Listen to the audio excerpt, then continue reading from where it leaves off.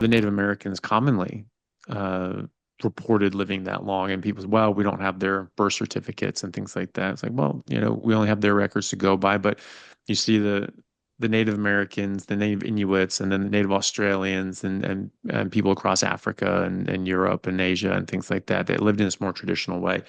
And they consistently, time and time again, you're like, oh yes, my grandmother's like in Siberia.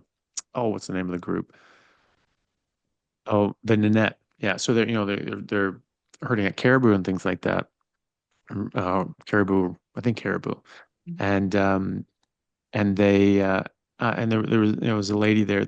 She was 99. She's out there herding thousands of head of caribou. And like, well, she can't be 90. She looks like she's in her 60s.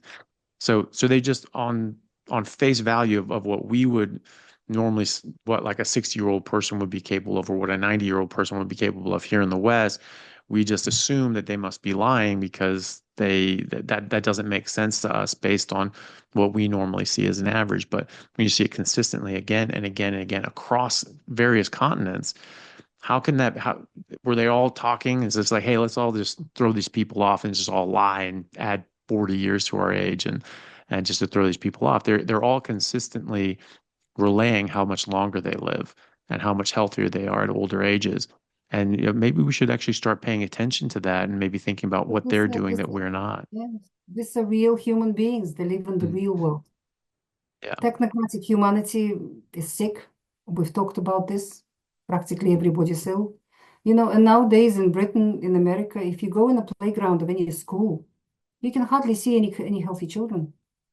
Mm. Practically every child has something wrong with them, some kind of problem. I remember when I was a kid, growing up and going to school, in the whole great big school, I don't know, hundreds of children. I don't know how many children there were in our school. There were 30 children in every class.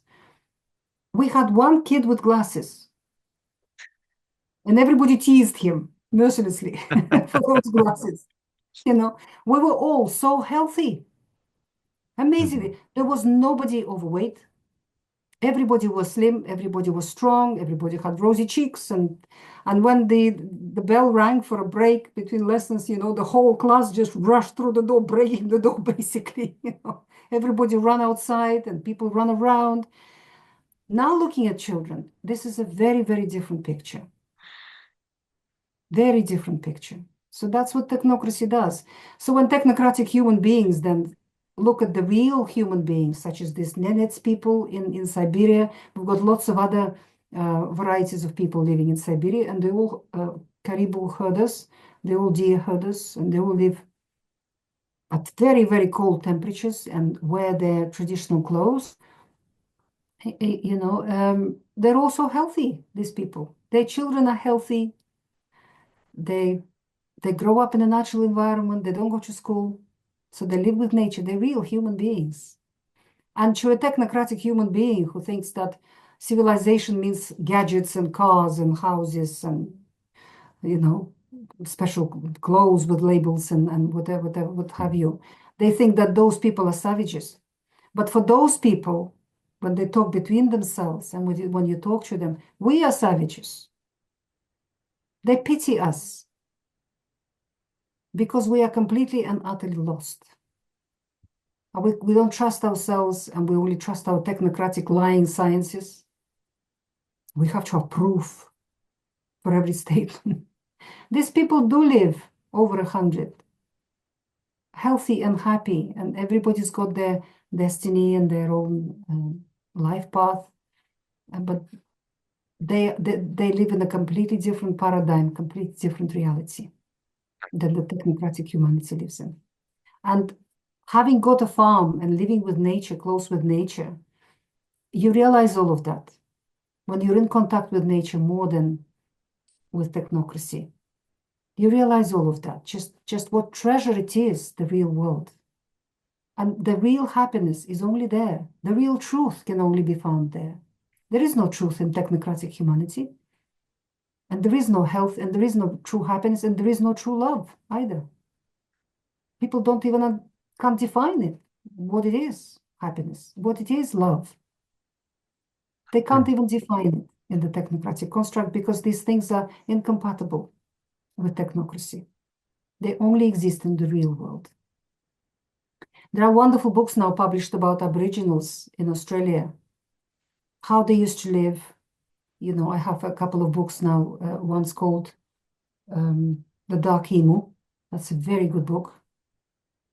This civilization, when the English first, when James Cook discovered Australia and the English started coming to Australia, the first explorers, they kept diaries every day. And what they described was absolutely magnificent. These people, they looked after the whole continent. They had fish traps, they grew trees, they grew meadows, and they hunted their animals silently, and they made sure that their villages were surrounded by these beautiful meadows. They used fire very skillfully for creating these grasslands around their villages. So the kangaroo will come and graze right next Mm. to their villages. And using the spears and bows and arrows, they will take one kangaroo silently. So one animal will fall, and the others around wouldn't even notice and wouldn't get scared. They'll continue grazing. So the people will go and pick up this animal, take it into the village. So they had a constant meat supply by maintaining these meadows around their villages. And they built fish traps, very sophisticated fish traps in the river. So they always had fish. They didn't have to struggle to catch fish. They would just go and pick them up out of their fish trap. And these fish traps didn't interfere with the flow of the river. The river remained healthy. And the philosophy that these people had. And I have also books about American Indians and people in Siberia and Slavic civilization as well, how they understood the universal law of oneness. It's one of the major universal laws, which states that everything's connected to everything else. There are no barriers between us. So whatever you do affects everything, the whole of creation.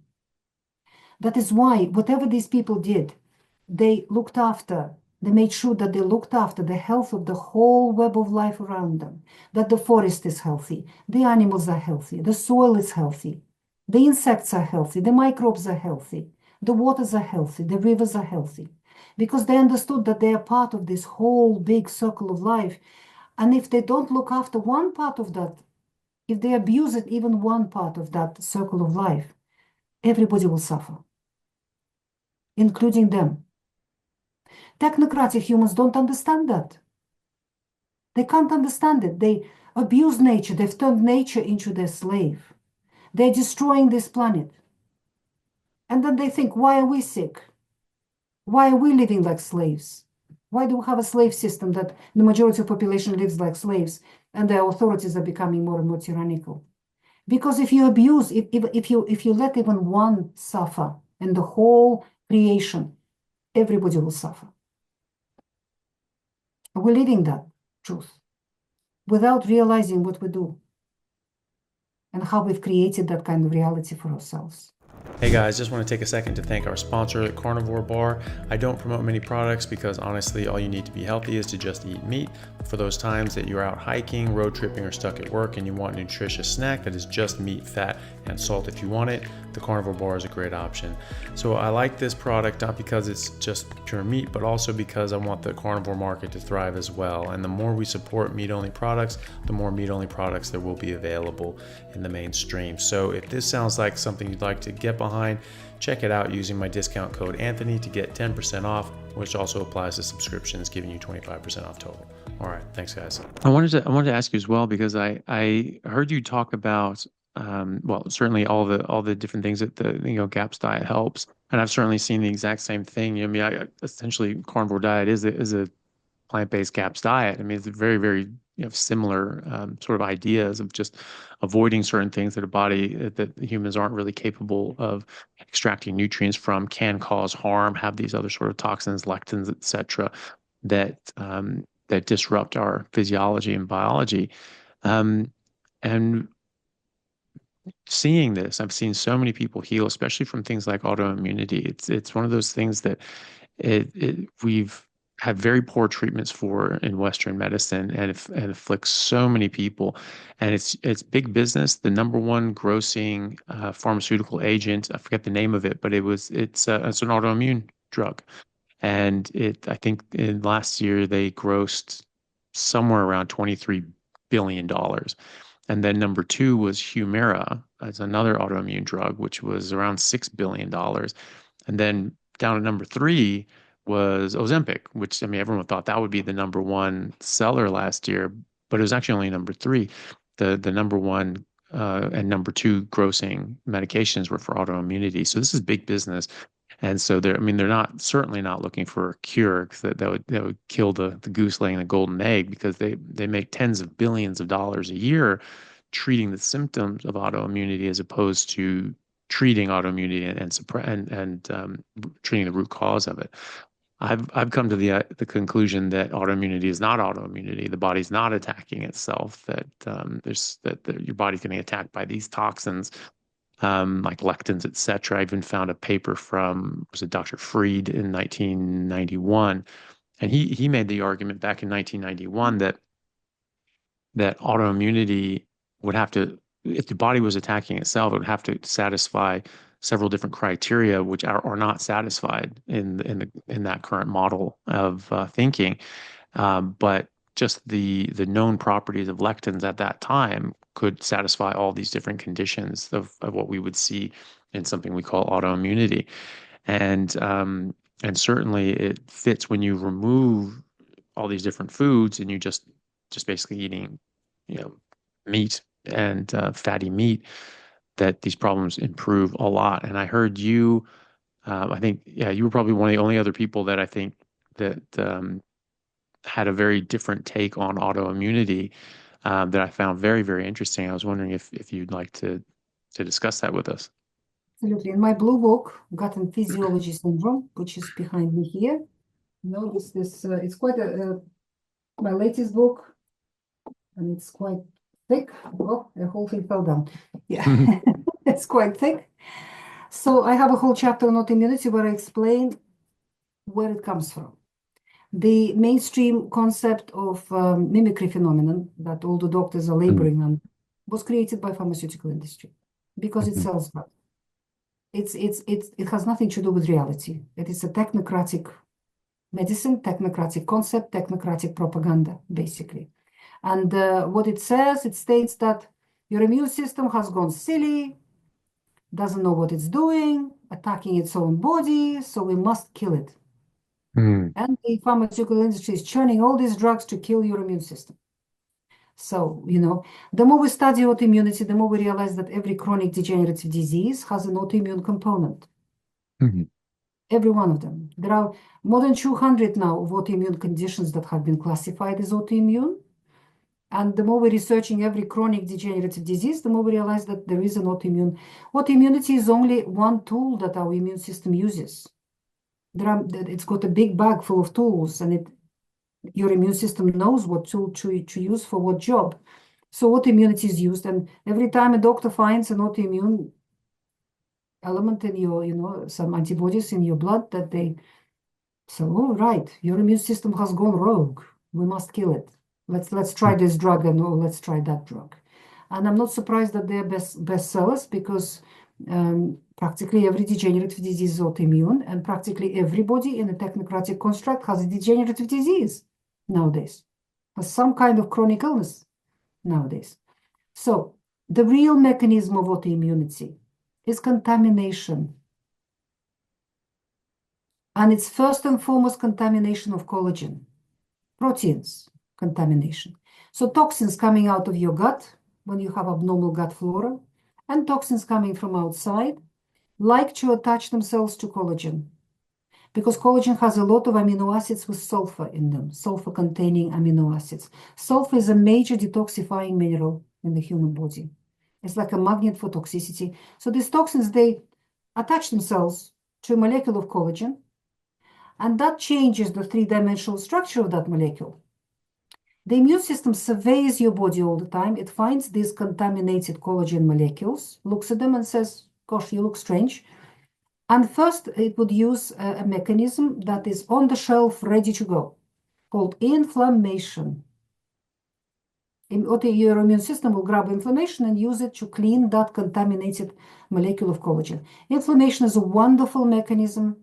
It cleanses the body very effectively. It removes any contamination and removes any infection, any infectious agent from the body.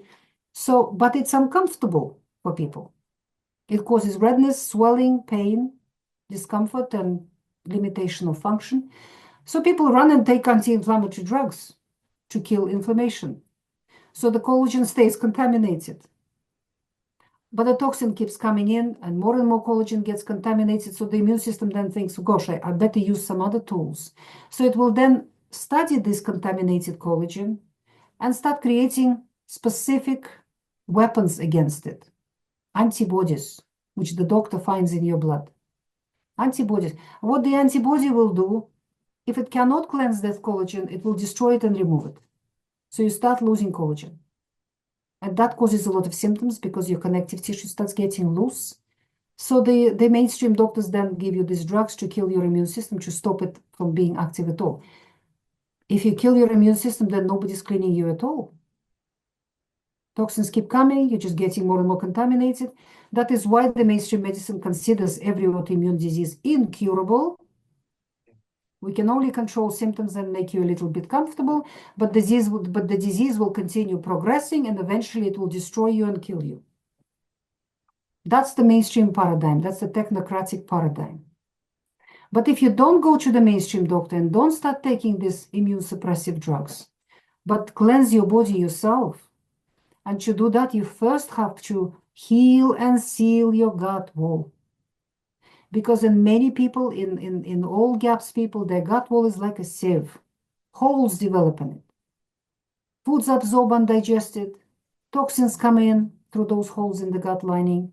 And they contaminate your body, contaminate your collagen. Not only collagen, lots of other proteins get contaminated. And then the immune system starts using inflammation, starts using complement cascade and autoimmunity and many other tools, many of which haven't even been discovered yet by our technocratic sciences. Thank God.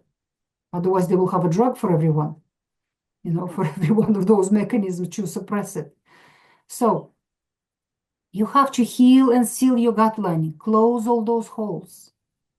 So food starts digesting properly before it absorbs, and that toxic river coming out of the gut to your blood stops as well. And in order to do that, in order to heal and seal your gut lining, you need the GAPS diet. You need to go through the GAPS nutritional protocol. GAPS introduction diet in particular has a wonderful record of healing and sealing the gut wall. And you have to change your lifestyle so toxins stop coming from outside. Stop using personal care products. Stop using your laundry detergent, your dishwasher powders, cleaning chemicals, decorating materials, professional chemicals, all kinds of, and EMF pollution also has a great connection to autoimmune illnesses. So when your body stops being contaminated and the immune system has cleansed you and cleansed all the collagen and all the other proteins in your body, it doesn't need to use inflammation anymore. It doesn't need to use the autoimmunity anymore and other mechanisms. So your symptoms disappear and you heal. You can forget about your diagnosis. You can forget about your diseases. Every chronic disease is curable, even genetic diseases. Because our genes are not our destiny. We're all born with a full package of genes. For every disease, every one of us has genes to develop cancer, multiple sclerosis, rheumatoid arthritis, psoriasis, whatever. But it's the environment that you create inside your body and outside your body that chooses which genes are going to be active and which genes are going to go to sleep. Sit on a shelf and do nothing. I had many children and adults brought to me with genetic diagnosis. And when we put them on the GAPS nutritional protocol, they recover. Because through the GAPS diet, we've put those genes which cause their disease to sleep. We made them inactive. Instead, we activated genes for good health. And as long as the person sticks to the GAPS diet for the rest of their life, those genes will never wake up. They can forget about this genetic disease, despite the fact that it's been diagnosed in them. So every chronic disease responds to the GAPS nutritional protocol because your body is a microbial community and you fix it with that protocol. You heal it with that protocol. And coming back to the immune system, your immune system is never misguided. It is infinitely wiser and cleverer than any technocratic scientist, any technocratic doctor, any technocratic company. It knows what it's doing at every moment. If you respect it, if you listen to it, if you work with it, it's been created by the grand creator, the ultimate colossal intelligence that created the whole world. Who knows better? Our little scientists who tinkered in their laboratories for a few decades, or the grand creator who created the whole world. So working with your body, working with your immune system, respecting your body, respecting your immune system, letting them use their tools and thinking, how can I assist you? How can I stop interfering? And how can I stop pouring toxins into my body? Will make your disease curable. You'll get rid of it. You can forget about it. And it will take a certain amount of time to heal. Healing always takes longer. You know, it's not a pill that you've taken and you feel better. You are not better. The disease continues in your body. It continues destroying you. It's just that symptoms were suppressed. That's what pharmaceutical industry is designed for, to suppress symptoms. Symptoms are the way your body communicates to you that you're destroying it. It gives you pain. It gives you discomfort. It gives you inflammation. It gives you limitation of function. If you take a pharmaceutical to suppress pain, to suppress inflammation, to suppress any other discomfort, uncomfortable symptoms, you're telling your body, stop calling for help and suffer in silence. That's what you do to yourself when you take pharmaceuticals. Your body will continue suffering and continue getting destroyed and continue, the disease continues. It's just happening in silence, so you're not aware of it. You feel comfortable, but it never lasts. Every drug only lasts for so long, and then symptoms will still start coming through because they'll get worse because your body is being destroyed. It's getting worse, the whole situation. So they have to increase the dose and they have to add other pharmaceuticals. So you finish up swallowing pills in handfuls, getting all the side effects from these pills. But the disease continues destroying your body. That is the mainstream technocratic paradigm. Hey everyone, really happy to announce a new sponsor for the show and for everybody down in Australia. It's Stockman Steaks, who are delivering high quality grass-fed and finished pasture-raised beef and other meats, flash frozen and vacuum sealed to your door, something that I've been enjoying a lot of myself recently as well. They also have a great range of specialty items such as high-fat keto mince and carnivore beef and organs mince with liver, kidneys, and beef heart as well. So use code Chaffee today for a free order of beef mince or another specialty gift along with your order at stockmansteaks.com.au, and I'll see you over there. Thanks, guys. Yeah, no, that's great. I totally agree. I mean, it's interesting. You would talk about molecular mimicry and the body attacking itself. That to me doesn't even pass the smell test because, when I was taking immunology, it was very clear that your body can't do that. There's a maturation process that your immune cells go through in the thymus, and that they're tested against every single antigen that your body makes. And if they react even weakly to any of them, they're killed.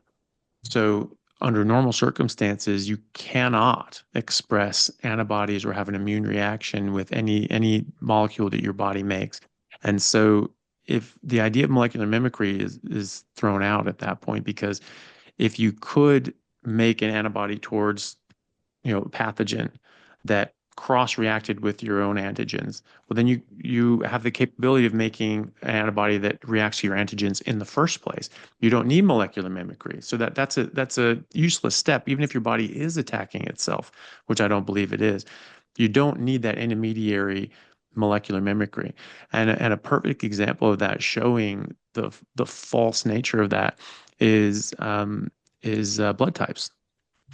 We have, A, B, and RH factor, right? But people sometimes know this, sometimes they don't. But if you were saying O negative, right? So you don't have A or B antigens, and you don't have the rhesus antigen. If you were to receive a blood transfusion, um, from someone who had these factors, you would react and your body would kill that. Why is that? Because you have antibodies towards those things, right? How did you get antibodies towards those things if you've never had a blood transfusion before?